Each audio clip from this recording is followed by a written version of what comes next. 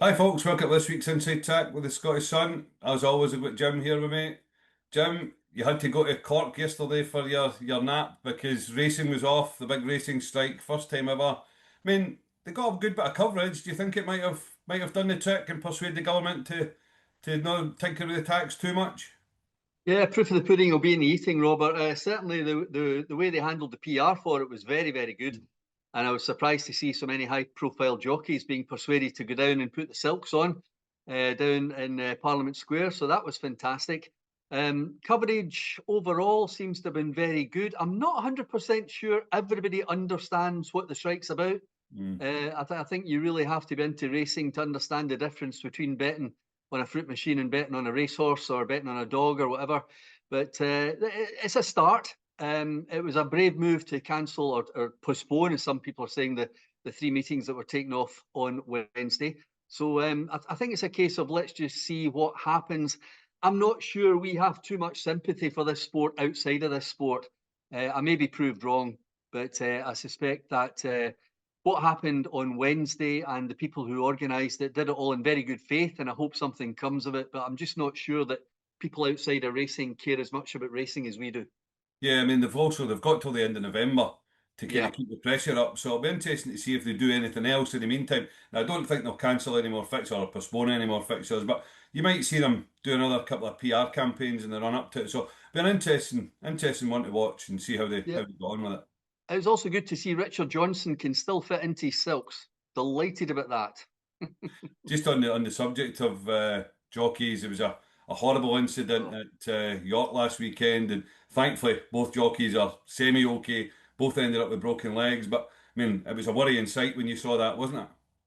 Yeah, Trevor Whelan's got a pretty bad break of one of his legs. I think he's broken in three places, and Jim Crowley, as well as breaking a leg, has broken his pelvis or cracked his pelvis, which is a pretty serious injury. Both have issued statements through the Injured Jockeys Club and through their employers that they're on the way to recovery and they both intend to get back. It was pretty shocking that somebody posted a video. Somebody had obviously been quite close to the fall and filmed the aftermath and then posted it on well, I saw it on Twitter. I'm sure it was other places. So not great. But then again, we've all been watching this morning, seeing a man being shot through the neck in America on Twitter as well. So nothing much we can do about that. We just have to move on. But it really was in poor taste that that video was posted. Yeah, it was shocking. I mean, I think they were actually innocently filming it because I think they were filming the horses go by them, but I just don't Yeah. know what would go through your head that you've got two guys lying there sticking. You've no idea what condition they're in. I mean, we know how dangerous it is. You're going to these horses Yeah. high speed.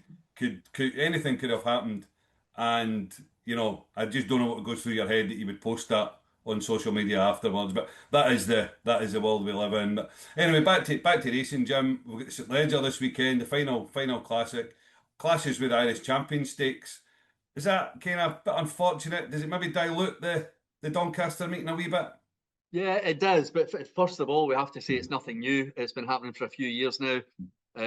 Obviously, the two different dominions, two different administrations running their racing to the best of their abilities and to optimize their financial situations in terms of this particular weekend. So we can't really change it. We can't really do much about it. But it is a bit annoying that the St Leger, the world's oldest classic, I know it's been status has been demeaned a little bit over the past 20, 25 years, but it is still a great race in its own right. And it's just a shame that it's up against Irish Champions Weekend. But we have to live with it.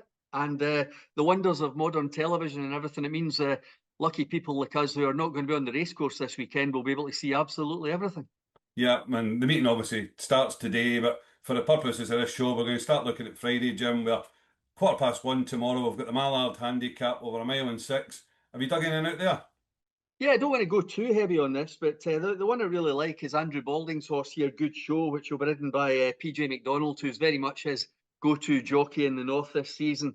Good Show used to be trained by Keith Dalglish. We all remember Keith training at Carluke and training very successfully at Carluke. Retired a couple of years ago. All his horses were dispersed. This one, owned by Scottish owners, Well-Spec Glasgow Limited. They've got a lot of horses in Ireland now. They had big success at the Galway Festival quite recently. But this horse is with Andrew Balding. It has only run once since it left Keith Dalglish, and that was back in June. It looks to me, and I have no inside info on this, it looks to me as if they've been protecting its handicap mark for a good race. It goes over this 1.75 miles at Doncaster on Friday. It's off a mark of 86. Actually won a handicap at Hamilton a couple of years ago off 88. And when you look back at that race has worked out very well indeed. So protecting a mark at 86 might just have been quite a clever move on behalf of the owners and Andrew Balding. And I'm going to put up good show for the Mallard at 1:15 on Friday. Yeah, I mean, Shadow Dance was the anti-post favourite for this, which you can kind of understand given it was so well backed in the Ebor. We actually put it up that day, Yeah. 25-9s, finished midfield. It was third in this race last year. This time it's waited to get past subsequent. So that one's got an obvious chance. You can understand why the bookies took no chances there. But the one I thought was very interesting at about 12-1 was Maxi King after its run at Epsom at the Derby meeting. Finished third after 200 odd days off and looked to win her about 2 furlongs out. They put it to the front, just didn't quite stay. Whether that was down to fitness or whatever, but it's coming back now, and I think that Maxi King's definitely of interest at 12-1 each way. And it looks like Kevin Phillipart, the Foy's horses are running well, and I think they have to. With when you're training for Ammo, you have to get them to run well, and you have to get them to win big races. So good luck to him with that. The Flying Scotsman Stakes is a listed race which follows that one, and again, not going overboard here, Robert, but the one I wanted to put up was Northern Champion for Ed Walker, whose horses continue in tremendous form. I think Kieran Schumart's going to be riding this. It made its debut at Deauville, so again, not many people will be au fait with that particular line of form, but I thought it was quite impressive going for this listed race. It's in against some decent horses. Cape Ashizuri actually doesn't run here, it runs on Saturday instead. That was a very impressive winner at Ayr. I'll mention that later. But I think Northern Champion pitched in at this listed level is probably the one to be on, unless you're going to contradict me with anything here. No, no, I'm definitely not. And we'll move on to 3 o'clock, which is the Doncaster Cup long distance race over 2 mile two. It's hard to see past Sweet William winning it again, isn't it, Jim? You know, he's been first and second in the last 2 years in this race, beat Trushan last time. You know, form held up the last time out as well when he was second to Trollerman in the Lonsdale Cup at York. He's going to get his ground conditions. Really hard to see past Sweet William at a relatively short price. I think expect him to be about 11-8 or something. So we'll move on for that. 340, I believe you've got one. Yeah, Philly's handicap over 1.5 miles, Robert. It is a 0 to 100 handicap. It's a class 2, but the top weight I notice is only 89, so it's £11 below the ceiling. And I think it's cut up quite nicely in favour of Charlie Johnson's filly here, that Spirit of Jura, which was ridden last time by Archie Young. And I think Archie, if he got to ride the race again, would probably ride it differently and would probably have won. Joe Fanning rode at the time before at Newmarket, got the fractions all wrong. Very unlike Joe, got the fractions all wrong. His filly started going back the way, and then as the race panned out, he started coming back, and another few strides he would have won as well. So I think Spirit of Jura ridden properly this time off a mark of 85. Archie's £5 claim being utilised again here. And I think she's very much on the upgrade. She'll be much better suited by the big galloping track at Doncaster. And Spirit of Jura, I think it might be an each way price. Certainly when I checked last night, it was very much an each way price. And hopefully that'll last till Friday as well. So Spirit of Jura each way, 340 Doncaster Friday, Robert. And then moving on to Saturday, we'll start off with the St Leger, where we've got 7 runners, same amount as last year. Aiden O'Brien, 4 runners in the race. So we've had so much of this pacemaker carry on all summer. It's going to continue here. First of all, Jim, do you want to run us through the riding plans? Yeah, it would appear just this morning, the news coming out of Ireland, that Sean Levy will ride the dual Derby winner Lambourn, which is interesting. That was obviously ridden by Wayne Lorden to win those 2 derbies. He's suspended this weekend. Tom Marquand has been drafted in, and he rides the Goodwood Cup winner Scandinavia, which would appear to be the shortest in the betting of the O'Brien trio. So read into that what you will. And Miguel Barcelona is on Stay True, which would appear to be the 3rd choice. So that's the riding plans for the main O'Brien contenders. But the one I like, and I'm pretty sure you like it as well, Robert, is a horse that we kind of latched onto at Royal Ascot, didn't we? And it's been laid out for this race ever since. Carmer's won that Queen's Vase at Royal Ascot, but I think it surpassed itself running second in the Great Voltigeur at York. Yeah, I mean, a gelded Pride of Aris, who had his knackers chopped off and suddenly become back to a proper racehorse again. So, I mean, I just think the step back and back up and tip for that will suit him as well. Yep. Over the same tip as the Queen's Vase. I mean, the only thing is guaranteed to be a tactical race, but it's good that Billy Lee's back on board Yeah. because he knows the horse well. He's ridden it every start but one. So, I mean, not that Colin Keane's a bad substitute, but having Billy Lee back on gives you a bit of confidence that he'll cope with the tactical side of the race. But again, as much as I'd love to see Carmers win, I just find it very hard to bet the confidence in these races where Aiden O'Brien's got 4 out of 7. What is that going to put you off at all? Or are you going to have a bet in Carmers? Well, as anybody who reads my column will know that last Sunday I put up Lazy Griff, and then about 4 hours after the paper came out, it was pulled out. So these things happen in life.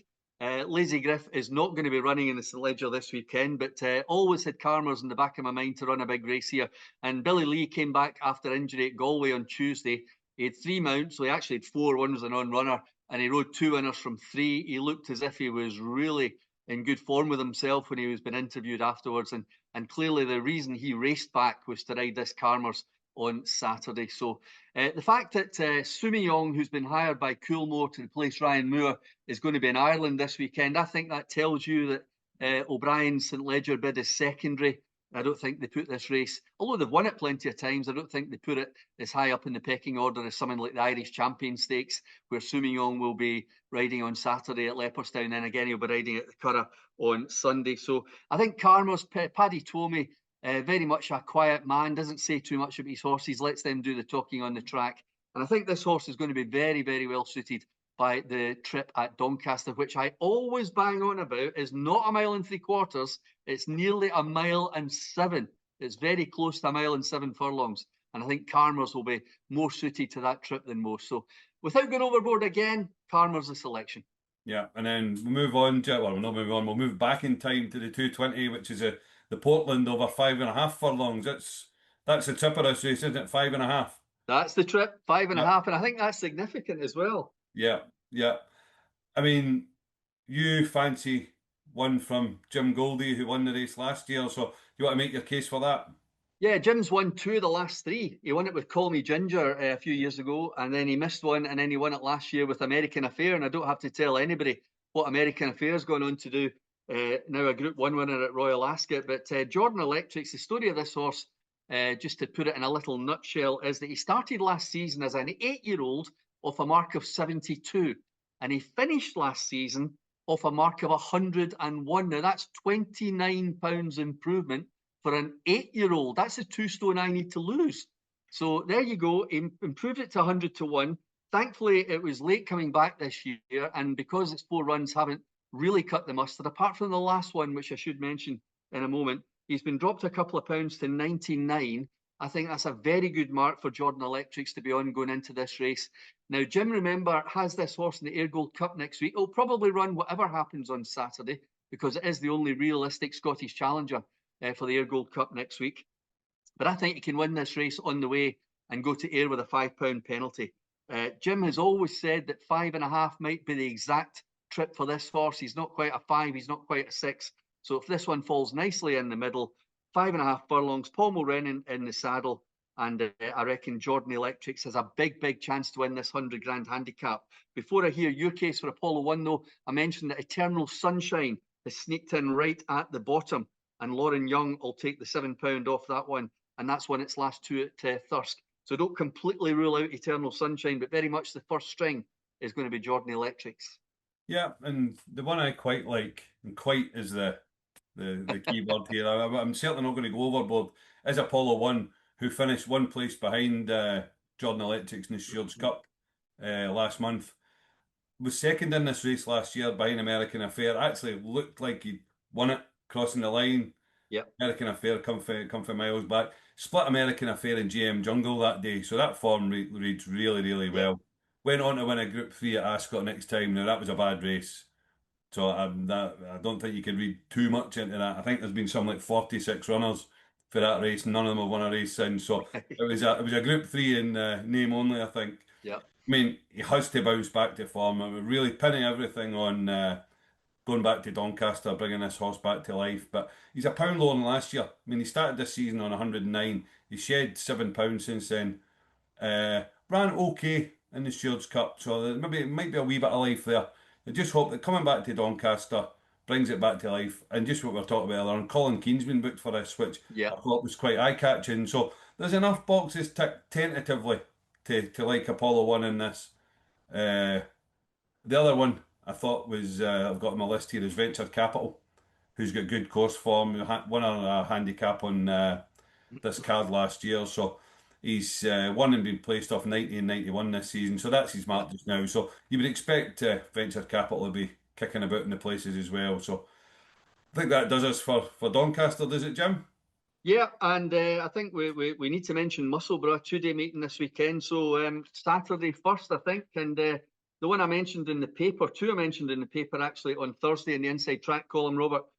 Paper Doll in the Musselburgh Gold Cup at 6:22 and Black Storm in the 6:52. I'll just mention Paper Doll won over course and distance last time in the Portobello Cup. So I don't know how big a double that is, Portobello and Musselburgh, but Paper Doll only up £3 for that. David Nolan in the saddle for Tristan Davison, who has an astonishingly good strike rate this season for a small trainer. So Paper Doll for the hat trick for me. And Black Storm, Ed Watson mentioned in his column in the Scottish Sun on Thursday about how unlucky Katie Scott's been recently. 5 consecutive runners up. This horse, Black Storm, is one of them. That was at Newcastle not so long ago. Came there to win its race, I thought. And I think this race, going round the right-hand bend at Musselburgh, right up that one street. So Black Storm for me in the 6:52 after Paper Doll at 6:22. And then if we just go over to Ireland, Jim, you've cast your eye over the cards there Saturday and Sunday. So first of all, you can tell us what you like at Leopardstown, and then move on to Sunday at the Curragh. Yeah, at Leopardstown, I'm going to avoid the handicaps for the moment on Saturday and just concentrate on the Irish Champion Stakes, where I've been watching the ground all week. There was a fair old dousing round about the Dublin area, the Foxrock area, where Leopardstown is on Tuesday. There's a little bit more rain yesterday, Wednesday. They're expecting more showers on Friday, and that can only be good news for White Birch, the almost white grey trained by John Joseph Murphy. This horse has got high class form, Group 1 level, mainly at the Curragh, it has to be said. So there'll be a slight question mark about Leopardstown. But the fact is, they've targeted this race ever since it was beaten in Tattersalls Gold Cup at the Curragh earlier in the season. They've been hoping for autumn ground. It would appear they're going to get that at the weekend.